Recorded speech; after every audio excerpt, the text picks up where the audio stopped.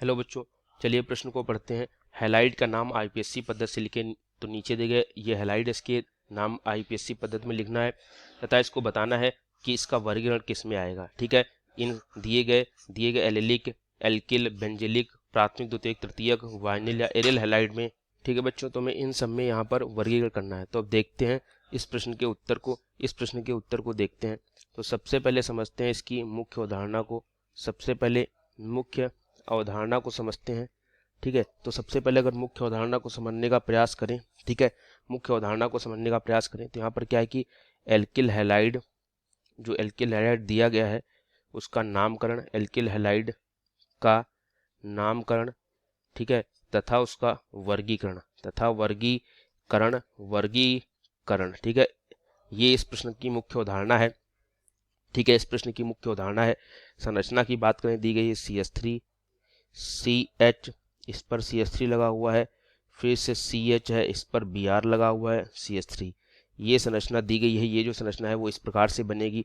ठीक है, तो सबसे पहले इसके आईपीएससी नाम को लिखेंगे। तो आईपीएससी नाम लिखने के लिए देखते हैं यहाँ पर कुछ चीज़ों को कि जो Br है उसके लिए हम ब्रोमो का प्रयोग करते हैं। ब्रोमो B से शुरू होता है। उसके बाद ये एक CH3 लगा है। ठीक है, CH3 को हम मेथिल से लिखते हैं जो कि M से शुरू होता है। और यहाँ पर श्रृंखला देखें तो 1 2 3 4 कार्बन की श्रृंखला है। तो 4 कार्बन की जो श्रृंखला होती है इसको हम ब्यूटेन से लिखते हैं। ठीक है, ब्यूटेन से लिखते हैं। ठीक है बच्चों, तो यहाँ देखते हैं कार्बन नंबर 2 पर Br लगा हुआ है, कार्बन नंबर 3 पर मिथिल लगा हुआ है। सबसे लंबी कार्बन श्रृंखला को हमने यहाँ पर नामकृत कर दिया है। अब यहाँ पर अगर आईयूपीएससी नाम देखें तो 2 पर ब्रोमो है, 3 पर मिथिल है। ब्रोमो B से आता है, मिथिल M से आता है। तो एबीसीडी में B पहले आता है, इसलिए B को पहले लिखेंगे। तो आईपीएससी नाम होगा 2 bromo 3 Mithil, 2 bromo 3 Mithil butane, 2 bromo 3 Mithil butane, इस दिए गए संरचना का आईपीएससी नाम होगा। अब हमें इसका यहाँ पर वर्गीकरण करना है, क्योंकि हमने आईपीएससी नाम कर दिया है। तो वर्गीकरण करते टाइम हमें पता है कि यहाँ पर जो हैलाइड है वो इस श्रृंखला से जुड़ा हुआ है। वो कि कैसी श्रृंखला है, तो वो एल्काइल श्रृंखला है। तो एल्किल श्रृंखला से जुड़े हैलाइड जो हैं, एल्किल श्रृंखला से जुड़े हैलाइड क्या कहलाते हैं, वो एल्किल हैलाइड कहलाते हैं।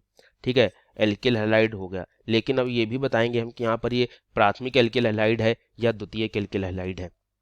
तो जहाँ पर ये एल्किल हैलाइड जुड़ा हुआ है, जिस कार्बन से ये ब्रोमीन जुड़ा हुआ है, इस कार्बन पर एक हाइड्रोजन है और एक ये CH3 है और एक ये पूरी कार्बन श्रृंखला है। ठीक है, तो यहाँ पर क्या है कि 2 कार्बन श्रृंखला है, एक CH3 कार्बन श्रृंखला है, एक वो पूरी कार्बन श्रृंखला। मतलब क्या है, मतलब है जिस कार्बन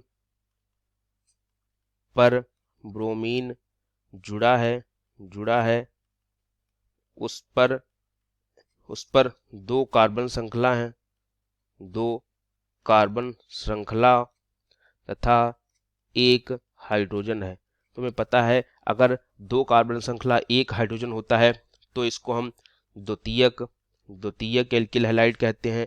क्या कहते हैं, द्वितीयक एल्किल हैलाइड कहते हैं। ठीक है, यदि यहाँ पर एक कार्बन श्रृंखला होती, 2 हाइड्रोजन होते तो प्राथमिक एल्किल हैलाइड, और अगर 3 कार्बन श्रृंखला होती तो उसको तृतीयक एल्किल हैलाइड कहते हैं। तो इसलिए यहाँ पर वर्गीकरण जो है इसका हो गया है। इसको हम द्वितीयक एल्किल हैलाइड में वर्गीकृत करेंगे और आईपीएससी नाम होगा 2 ब्रोमो 3 मिथिल ब्यूटेन। ठीक है, तो उम्मीद करता हूँ बच्चों आपको ये उत्तर अच्छे से समझ आया होगा। धन्यवाद।